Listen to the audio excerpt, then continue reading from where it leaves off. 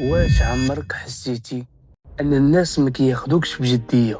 كتقول ماشي مشكل بزاف، كتخاف تقول لا، وكتبقى كتفكر في شنو غادي يقولوا عليك. تخيل معايا واحد الشاب كان كيسحب ليه ان الشخصيه القويه هي تكون كتهضر بزاف وتربح اي نقاش، ولكن كلما حاول يبان قوي الناس كانوا كيزيدوا ينقصوا من قيمته. حتى جا نهار جلس مع واحد الرجل كبير في السن وقال ليه المشكل ماشي ان الناس ما كيحترموكش، المشكل انك ما علمتيهمش كيفاش يحترموك. هاد الجمله بدلت ليه كل شيء، ومن داك النهار بدا كيلاحظ 5 اخطاء كان كيديرهم كل نهار، ويمكن حتى انت كتدير شي واحد منهم. اول خطأ انك كتقلب على رضا الناس اكثر من احترامك راسك.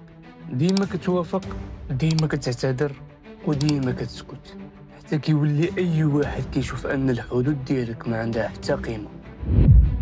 تعلم تقول لا باحترام ولكن بثقه.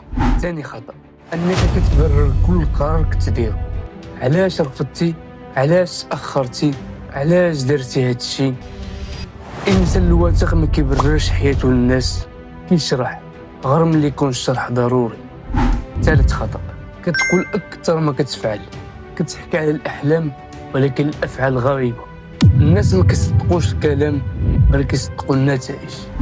رابع خطأ كتخاف تواجه، كتسكت باش ما توقعش المشاكل، ولكن كل مره كتسكت فيها كتعلم الناس كيفاش يتجاوزوا حدودهم. خامس خطأ كتسنى حتى تحس بالثقه باش تبدا، ولكن الثقه عمرها ما كتجي قبل الفعل بل كتجي من مور الفعل.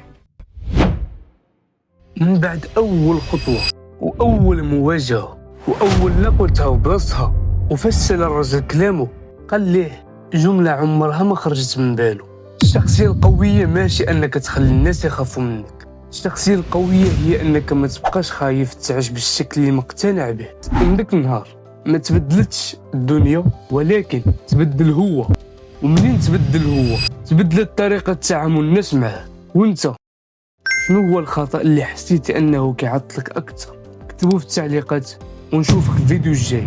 الله والدراري.